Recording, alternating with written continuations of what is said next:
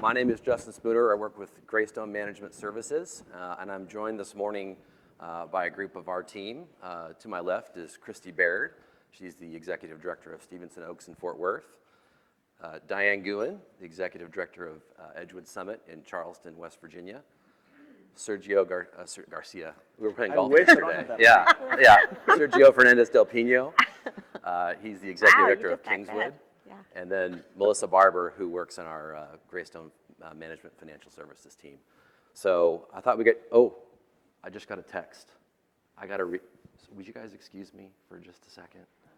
I'm sorry, I need to read this. Oh, it's from Mark. Hold on. Please read now. Dear Jordan, or whatever your name is. Hey, I really liked Sue and Andrew's presentation yesterday. OMG, wasn't that cool? OMG, yeah. That really got me thinking last night. So I've made a decision to replace all the management services team and EDs with those robot thingies.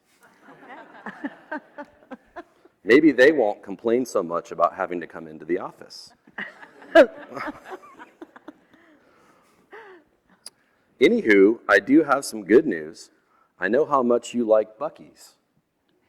I hit them up, and they still have your application on file, and I got you all jobs. All right. Jackson, I guess that's me. Unfortunately, you were the least qualified candidate, but they've agreed to hire you on a probationary basis as a bathroom fixture unclogging specialist. Don't worry, I'm sure they'll never create a robot that can do that job, LOL. Jabin, I guess that's me again. I'm sending Katie up with your new uniforms. Also, FWIW, it's for what it's worth. I've arranged for you to be paid in beaver nuggets in lieu of cash because, inflation. Your sign-on bonuses are also in the bag. This is going to clash with my outfit. All right, there you go. There's your uniforms. So go ahead and pass those down. Okay. Is it a take one down, pass it around? Yeah, go for it. Oh, okay. BTW, it's still... I don't know how I feel about this. But here you go, Diane. Enjoy. Sure. Thank you. Straight down.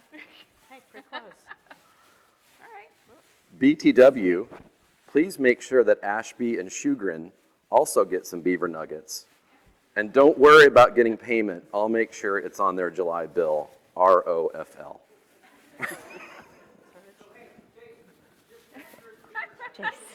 Oh yeah. So, they're important. They're important. Gold. TGAF and good luck on your presentation, Jaden. TTYL, Mark. P.S. When you show up for your first shift tomorrow, please pick me up one of those live, laugh, love signs, some deer corn, and an outdoor fish fryer. It's a shores. Thank you so much. You're the crew chief. PPS, tell Knox he still has to do his presentation with Mindy at the next session. All right. With Sorry, the buddy. T-shirts on. Tough one, pal. All right. All right. Well, all joking aside, we've got our team up here, and while this may look like a gratuitous commercial for Greystone, I think it's important for everyone in the audience to understand that while Greystone is a developer and consultant, we also have a management services line to our business. And so we're fighting some of the same battles that you all are fighting every day, and the operational issues that have been talked about throughout the presentation. So I thought it would be good to get some folks from our team that are dealing with some of the same day-to-day issues that you all face. So I thought we could start first with Diane. So Diane has been at Edgewood Summit 27 years now. Diane's our child prodigy. Right, she was 12. So let's just talk about perspective, Diane. You've been with Edgewood Summit through lots of cycles, economic cycles up and down. Can help us put the last couple of years in perspective. Wow, I don't know that any of us can put the last 2 years in perspective yet, because we're still, kind of not out of it yet. But I think if I had to, be candid, it's been brutal.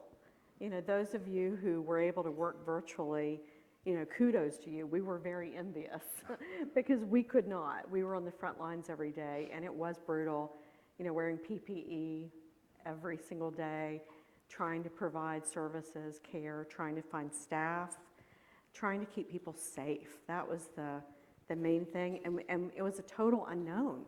I mean, we didn't know what we were dealing with. We were learning as we went. And I remember one of our nursing leaders saying, how are we going to know if it's COVID? Because there was no test at that time. And I said, well, the symptoms are similar to flu. We can test for flu. Let's test for flu. And if it's not flu, then we'll assume it's COVID. And that's how we had to operate. I mean, it was absolutely crazy. So, in the words of, a famous author, it was the best of times, it was the worst of times. The worst of times, I think we can all relate to, and we've been there, whether you were dealing with it on the front lines or whether you were dealing with it, virtually and having to learn how to, to cope and adapt in that regard. But the best of times were really how we came together as a team and adapted quicker than we ever thought we could. Persevered when we really were at a low point and thought we couldn't go on. And I really have to commend our entire team for sticking it out, staying together, helping one another when we needed it, because we were all on, that emotional roller coaster at different times. And I have to thank our board and Greystone. I mean, Greystone did calls with us continually to give us the update on what was happening all over the country, things that we didn't have access to, and helping us with strategies that worked in other communities. And our board, who, I love our board. We have a great board and always have, but they don't always make decisions quickly because they're doing their job of, due diligence and making sure everything's been covered. But we needed to adapt quickly. And we needed approvals, and our board was fantastic at giving us quicker approvals than they ever had before. So, I feel grateful to have survived this long and hope we can survive a little longer. I think we will. We're coming out of it nicely. But it's been challenging. So Diane, speaking of your board and kind of strategy, right as the pandemic was kicking off, you and your board were kind of in the process of discussing a redevelopment of your community, a refresh. So talk us through that a little bit. Yeah, we had already given approval for a major refresh of every aspect of our common areas and had already queued up contractors, architects, designers, had even ordered supplies and had to totally rethink it. Based upon keeping people safe, trying to compartmentalize, trying to create negative airflow areas, trying to work in areas where residents weren't going to be. And we had to flip that in sequencing twice in order to adapt to what was going on, and supplies that were in, and contractors that were available. So we are now still in the refresh. We have accomplished it in stages, and we're still waiting on, furniture, artwork, window treatments, but it's a little hodgepodge, but it looks good. And people are already responding to a brand new look, very fresh, very relevant. So, we're getting there, and everybody's kind of watched and supervised along the way. Absolutely. And Jim will talk about this in the next presentation, but you've seen some positive impacts from that renovation. So yeah, we recognize that the look that we had before was very colonial, traditional, very Southern style, which was elegant, and that wasn't resonating anymore. So we needed to adapt. So our new style now is more contemporary, transitional, light, bright, just fresh. And our occupancy has improved, not only as a result of the refresh going on, but also because we've had to introduce new marketing strategies, which Greystone, and I'll give a shout out to Tracy Winson, our regional marketing, She's been great to help us strategize. And Ashley Ginty, our financial analyst, has been great to, okay, what if we did this? Okay, wait a minute, what's the impact? And she tells us, and it's amazing. It's been great teamwork all in all. Awesome. Thank you, Diane. So I want to shift gears for a second and talk a little bit to Kristi and Sergio. Greystone for many years has been successful in attracting talent from the hospitality industry going back to the 90s. So Kristi and Sergio have both been with us about a year, maybe a little longer, and both came from the hospitality industry. So talk to us about that. What attracted you to senior living from hospitality, and how's that transition been? So, for me personally, I worked for Marriott for 20 years, and the industry has changed. And while the components of service excellence have always been present, and we want to do what's best for people, for me personally, it was about a greater good, a greater purpose, and I found that in senior living, and it was super attractive to me. As you saw the consumer and hotels evolving, you kind of had a, whoa, hold on, let's pump the brakes a little bit, because we are human at the end of the day, and we all have needs that need to be fulfilled. And for me, senior living gave me that wonderful moment of, aha, we can expand, we can have a greater good, we can have a purpose to fulfill people's lives. And for me, that was so entertaining. Hotels, if you've ever been in one, it's a 24-hour operation. And for me, it was one of those things coming from an operational background that it was always present. You always had to be on. It was a non-stop 365-day continuum. And to find an industry that had the components, that had that service moment and really gave you that purpose of servitude behind it, but still gave you a family balance as well, was one of those aha moments for me. I don't know about you, Sergio, but... I mean, you took almost all the words out of my mouth. Sorry. I agree 100%. I got into the hotel industry because I wanted to serve others, and the last couple years made that more and more challenging. And I think that greater purpose comes to mind. I think that being able to serve others every day in their everyday lives, not just through a short window of time, really makes it that much more fulfilling than anything I've ever experienced in hotels.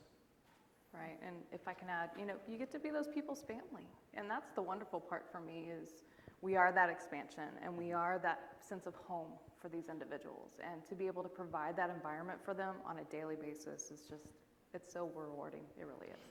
Yeah, you've both mentioned that in the hotel industry you might have someone for 1, 2, 3 days, and in the senior living industry, obviously they're there with you, and so that's the opportunity to develop more relationships.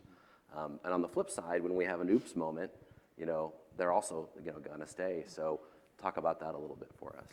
Well, I think when you're comparing, a guest is less forgiving. In a hotel, again, you have 2 or 3 days to make that perfect. And so when something doesn't go well, you almost don't have a chance to recover, which we focus a lot of energy on in the hotels. With a resident, because of that relationship, it is more, I'd compare it more to a family situation where if something goes wrong, you have some conversation and there is actual forgiveness.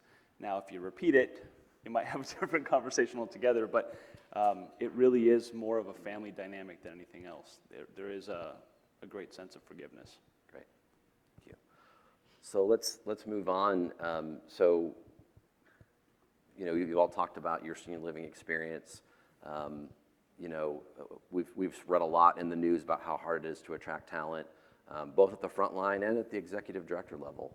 There's a lot of providers that are challenged attracting executive directors. I'm wondering what you all would say if you were talking to a friend, a colleague, somebody who was considering getting into the senior living industry.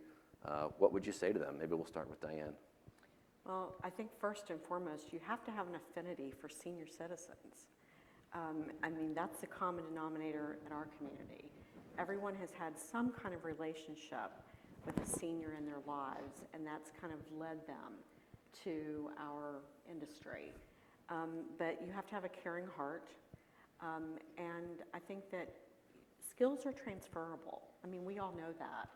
But sometimes it takes someone telling you that to kind of spark the idea that, yes, you could fit in here, and you could do well, and you could be successful. And I think that it's about relationships, as we've kind of all touched on. Sergio, Kristi, what would you say? So I actually happen to be in the middle of trying to recruit someone from the hotel industry, and for me, it's just that, it's that greater sense of purpose, the work-life balance. You know, when you're in a hotel, while it is similar in the sense that it is a 365-day operation and a 24-hour-a-day situation, hotels, you kind of get stuck there just by natural course of business. And so I'd say that there is a nice balance, and to add to that, the types of relationships that you have with your residents compared to a hotel guest, there's nothing like it. They are an extension of your family, and for those of us that got into hotels for that purpose, to serve others, it just makes sense. Mel, I'm wondering what you would say. You know, you're on the financial services side. You came from the audit world. As you're recruiting and interviewing new folks, how do you sell senior living to them? You know, I feel like I'm going to say the same thing, but we, in the auditing world, you change clients, you know, all the time. And of course, we have different clients here as well, but you're kind of just, you're servicing them. You don't feel like you're part of that team or that family. And when I left many years ago, that was my thing. I wanted to feel like I was making a difference in the work that I was doing. I wanted to be part of a team. I wanted to see, you know, what my results, you know, what my end results were. I didn't just want to hand over a report and then go on to the next client. I wanted to have the relationships with my teams at the, you know, not just corporately, but also at the site level.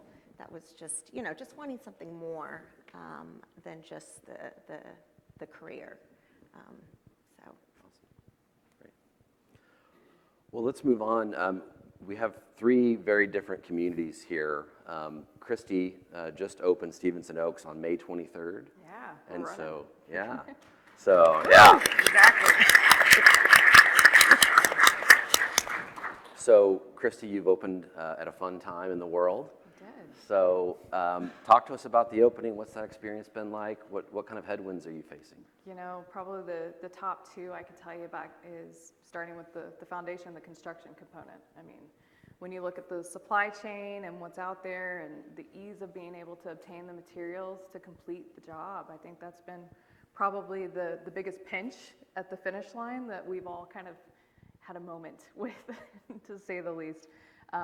So if you're in construction at this moment, please go ahead and secure your appliances. That's going to be the first thing that I tell you at this moment, because it will probably give you the biggest grief getting down to the wire. But you know, the other component is finding the teams to come on board. I am extremely thankful in our situation that I have a phenomenal HR manager. And she knew the tools and the resources to really dig deep and dig in to find our team. And so through her participation and knowing the right avenues and channels to go through, I actually opened my doors without missing major components of my staff. And I know not everybody can say the same at this moment. That's definitely a big challenge in our world at this moment. And to find them with the servant hearts that we're talking about today, and to find them with, you know, true good intentions for our seniors. And, you know, I've had the opportunity to truly find some of the best. That's what I feel of. I believe in this team, and we've been able to really drive it home and bring it forward. But get ahead of the game when it comes to hiring. Don't be afraid to post jobs early and secure those individuals early, because I promise somewhere in your organization they can be utilized. We can find different things to do in the interim until you truly can get them up and running within their discipline. And we did that for Stevenson Oaks, and thankfully it has worked to our success. Great. Thank you, Kristi. So kind of staying on a similar topic, you know, workforce has been a big topic for everybody, and we had our Wednesday executive director session, and you know, we had a speaker that's an expert in training come talk to us, and she made an interesting statement about all the incentives and tools that we're using for pay, whether that's sign-on bonuses or shift differentials or, whatever. And incentives tend to create, as we know from the sales, independent living sales side of the community, incentives tend to create entitlement, and it becomes a negotiation. So as you guys are walking your communities, Sergio, I know you just completed an engagement survey. Diane, Kristi, you guys will probably be doing that at some point soon. What are you hearing from your frontline team members besides pay, and what do they value? What do they want out of their leadership? I think they want you to listen, and they want you to care about their needs. I know we've had to change a lot with our workforce, and that's been changing job descriptions, changing schedules, adapting to what they need to take care of their families better during this period. And I think that because we've all been so focused on trying to keep people safe and keep families functioning and keep our community functioning, that we were much more responsive than we've probably honestly been in the past. And we've adapted and we've changed and we put people where we need to put them. And everyone has just pulled together because they know we value them. They know we're listening to them and we're trying to respond to what their personal needs are as well as their work and career needs. We talk a lot about personal-centric care. Same thing applies to our team members. And when you take the time to sit back and truly hear them, like Diane's saying, it moves mountains. You get different ideas. You understand from the front line what they're really experiencing. And it could be something so simple as they don't have a tool or a resource.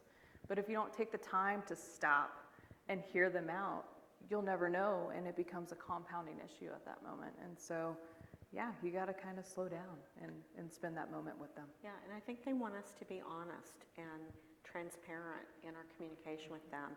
And if they don't feel that you're being authentic and honest with them, they know it, they sense it. I mean, just like all of us do. If you're not being genuine, it's going to fall flat on its face. For us, we've had some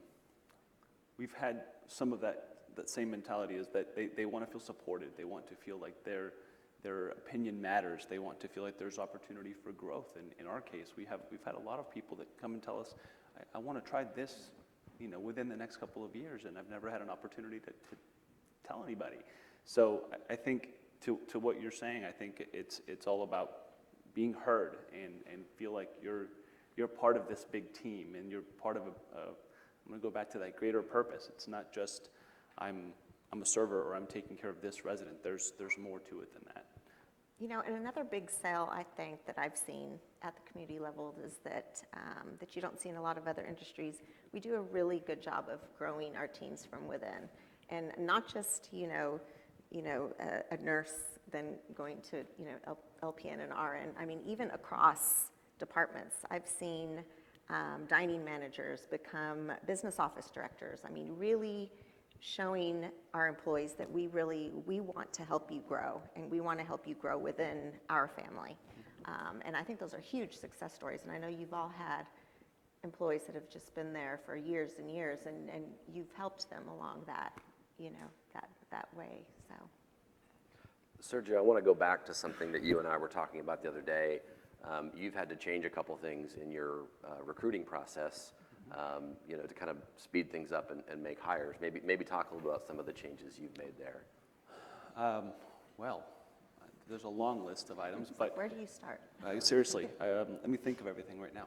I think for us, it's trying to cut the length of time between the moment that they walk in the door to hiring. And so drug testing is no longer done by sending them somewhere and having them perform that at another location. That's all done on property.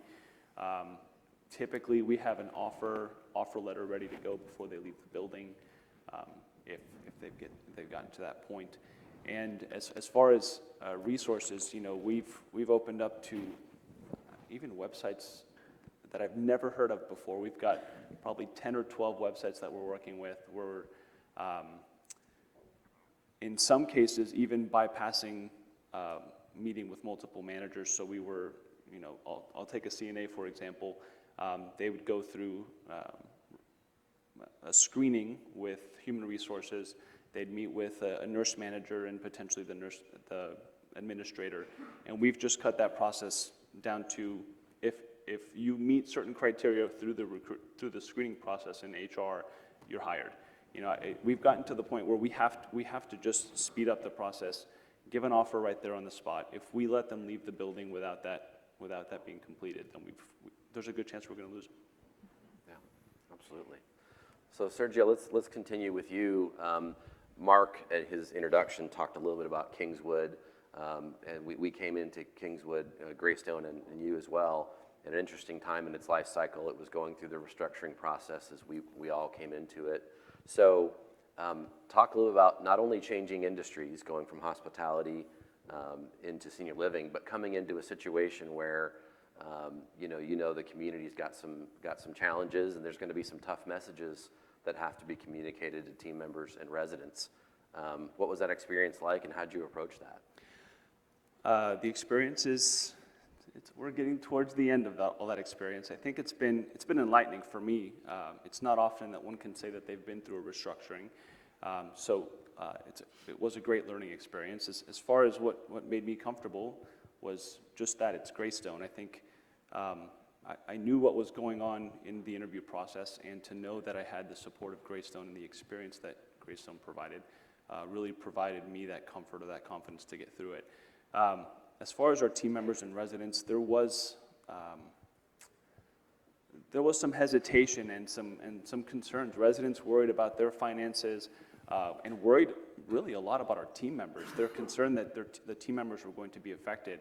And it really is, you said communication. Communication is the most important piece of this, being transparent with everyone as to where we are in the process, providing updates on a weekly basis, discussing how we're tracking during our resident association meetings. The more we talk about it, the more comfort everyone had as we went through that restructuring. And we came out the end really positively. I think for the most part, you talk to a resident or even a team member, they say that we're better off.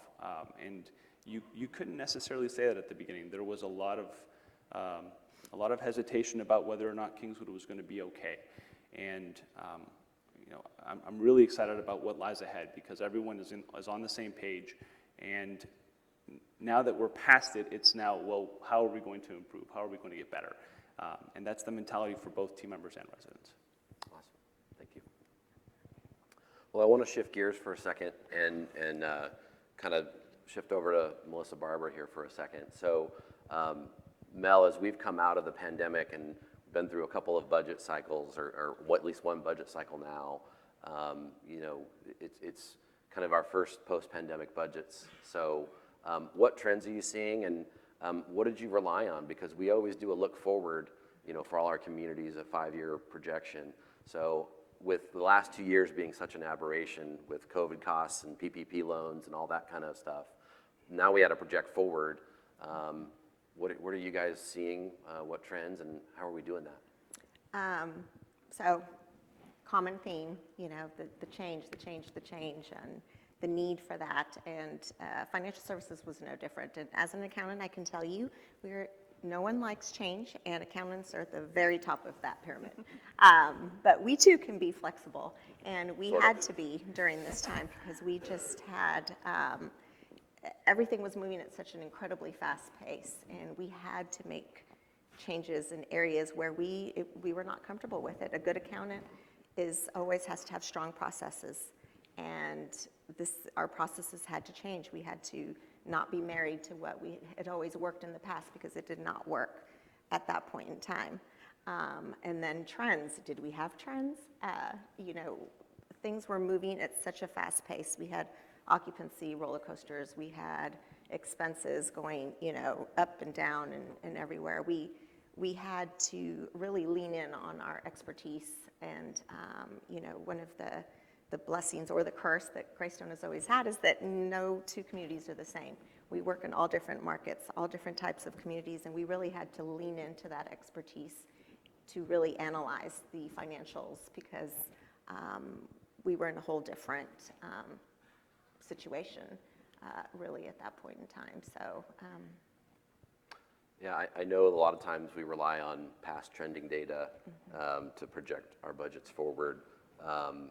The budget meetings I sat in, fortunately, Greystone has spent a lot of time opening new communities. So there's a feasibility study maybe, but not necessarily actual trends. So it was great to be able to rely on kind of go back to that skill set for our operational communities as we were projecting forward. Right, So. right. Anybody else have any comments about what you all are seeing and as you're going through the budgeting process? I think for us, you talk about trends, and typically you're looking at the last few years, and now you're looking at, well, how did we do last month?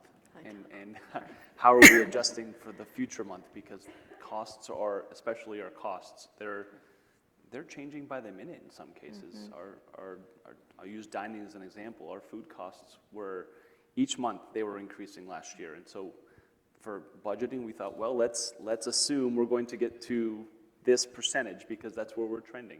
And so it's no longer a trend of a year or two ago, it's a month or two ago. Right. And we always start, like you said, from the bottom up in our operational plans. Anyone that's ever budgeted with Greystone, we like to have our operational plan, our marketing, our financial teams. We all get together, we lay the foundation first. What is our goal for not just this fiscal year, but 2 years from now, 3 years from now, 4 years from now? What are those stepstones that we're going to take? And it's even more important now that we do this because we have to be dynamic. We have to look at what has happened. And I'm going to steal, where's Edward? There he is. From, the wise Edward. The other day at the executive session, he said, never let a good crisis go to waste. And the history buffs in here know that was actually Winston Churchill, but we'll give it to you. We really need to look at what has occurred, what we've been forced into, because some of these things that we've been placed into, they're positive. We're going to have a positive outlook at the end if we can really lean into them and change it up. Like dining. Dining is one of those programs that I would challenge everyone to really look, at what is happening there. What has the resident expectation changed? Probably. Could we possibly make a change there that will help the financial outlook of that community? I think we can. So that's, again, take that crisis, learn something from it. And I can tell you from a pre-opening standpoint, man, we went to the drawing board a few times to get it right, because otherwise we wouldn't be attracting the talent that we needed to get into the building itself, to procure the FF&E that needed to get put into place. And so, yeah, it was a fluid environment, and it was a lot of conversations with our finance team to say, hey, what can we do? How are we benchmarking against the feasibility? And thankfully, we were always within range for us, but it was definitely going back to the table and evaluating what the market was and being able to say, yes, these are the things that have to hit for us to be successful. And thankfully, Greystone and the financial services team, we had a good meeting of minds and were able to make some really good changes that were impactful for the opening of Stevenson Oaks. And I will say, we've had some very active boards, which we've had some communities that have had to make some big, big changes. I know of one community that the board voted to make some very significant wage increases, ranging from 6 to 10% in 1 year. And that was based off of tenure. Well, we're still, and Jim was going to talk a lot about this later, but where does that take us? That's a significant cost increase. Are the resident fees going to go up? Where is this margin going to have to move to in order to meet the same expectations? But it has to be done. We have to get that staff in. So. Yeah, I'm glad you mentioned that, because we were talking Wednesday, and I think to your point, don't let a good crisis go to waste. I think one of the things that we're seeing in the operational world, and I'm sure everybody in the audience who's an operator is experiencing this as well, there's really been an aha moment, I think, for a lot of residents, because they're very invested in that staff and that team, and they want those people to stay. And so that has really been an interesting phenomenon as we look at those cost increases and we have to pass those cost increases on to the resident. Those are obviously been significantly higher than in past years. So, Kristi, I know you haven't had a chance to do that yet, but Diane or Sergio, when you had to go to your resident counselor, to your resident group with your increase, talk to us about that experience and what that was like. Oh my gosh, in past years, I have always told my husband when I'm announcing the rate increase at our town hall meeting that if I don't come home, I'm looking for my dead body somewhere. I mean, that's how brutal, rate increases have been in the past, and we averaged 4%. So, that wasn't that big. I mean, that's, historic average, but, when I've had to go now and tell them we're gonna increase by even more than our historic average, it has been the easiest sell ever. And it almost was eerily, easy, because I was like looking over my shoulder going, okay. When is this gonna when hit? when are they really gonna tell me what they think? But no, they get it. They understand. They've been through these same types of recessions, inflations, world crises in the past, and they're much more astute than sometimes we give them credit for. And they accept it. And you're right, it was about making sure the staff stay and are well compensated. And they also didn't want to lower their service expectations. And that's what they bought. They have certain levels that they expect, and they don't want to see that change for the worse. So it was easy. Shh, don't tell them. We should have gone up more. I think I heard someone, there was one community, there may have even been a standing ovation. I forget where it was when they. Oh my gosh. Not yours, okay. Maybe it was just a rumor. For me, it was a similar story. We had conversations in our association meetings. I had lots of conversations with our association president, hoping that the word would start to spread slowly. But when it came down to it, you explain all the reasons why these costs are going to be increased. Like you said, they're astute. They get it. They go to the grocery stores. They go fill up their gas tanks. They see the difference in costs in their own lives. And so when it came down to making that announcement, everyone's just thankful it wasn't more. Yeah. So maybe keep that in mind for next year. Absolutely. So, last question. We've talked a lot about the recent past, the present, and what's going on and how we're dealing with that. The constant is change. But as you look forward for your community, as you look forward for the industry, what gets you excited? What are you aspiring for? What are you looking forward to? So, Kristi, I'll start with you. Well, I mean, I just opened. So. Yeah, so filling your building. I'm Yeah. filling my building up. That's my number one priority. But, it's really all about that activation and really getting everybody moving. And so to their experience and being able to provide that opportunity for that environment to come to life, that's what I'm looking forward to most. And really being able to see us interact and continue to grow. And, for my personal growth as well. We're not to sound like the commercial, so to speak, but we've got great leaders that help shape and mold and get us in the right direction. And so being able to tap into those resources more and continue my personal growth, I can only look forward to bringing that to the community and encouraging that growth for others. Well, our occupancy is on the rise, so that's a really good thing for us because we dipped lower than we ever had, and so it's been a clawing back up the mountain. But I look forward to the optimism again, the hope, and taking what we've learned from the whole process. We're more grateful. We're more connected to each other. We're more invested in relationships. And I hope that we continue that as we continue to thrive as an industry. And I'm very excited about it.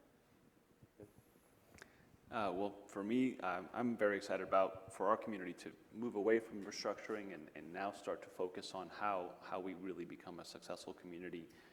So hopefully we'll see those rises in occupancy and so on and so forth.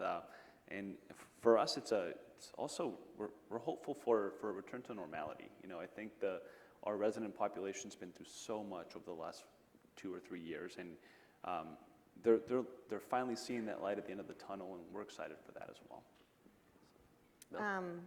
Yeah, the last few years were humbling for all of us. And if a community pre-pandemic had a small weakness, during the pandemic it became a giant sore. So there were some communities that really were challenged. And Greystone, I know our team, we were privileged or punished, however you see it, to be part of a lot of these restructurings and turnarounds. And you know, we got them through a really difficult time, and we're still not out of it. We're in the beginning steps. We knew that these weren't going to be 1-year turnarounds and everything was going to be great, but I'm excited to see the progress there. You know, this is where we were. We thought this was an end game, and no, we're still here. We're still moving forward, and we're looking forward to helping more communities, if necessary, to get through some of those more challenging situations. Awesome, thank you. Well, those are all of our prepared questions. I know we've got some operators in the group. We've got about 3 minutes left in our time. Are there any questions for our panel from the audience?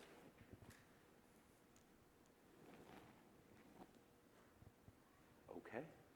Great. Well, oh, yes.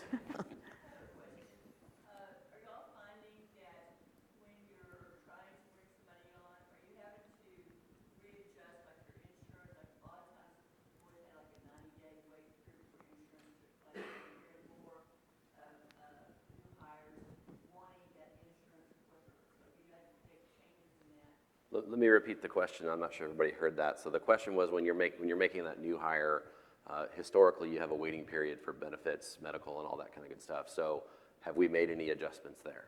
We did, yeah, we definitely did. We had the traditional wait period for new hires, and we reduced that.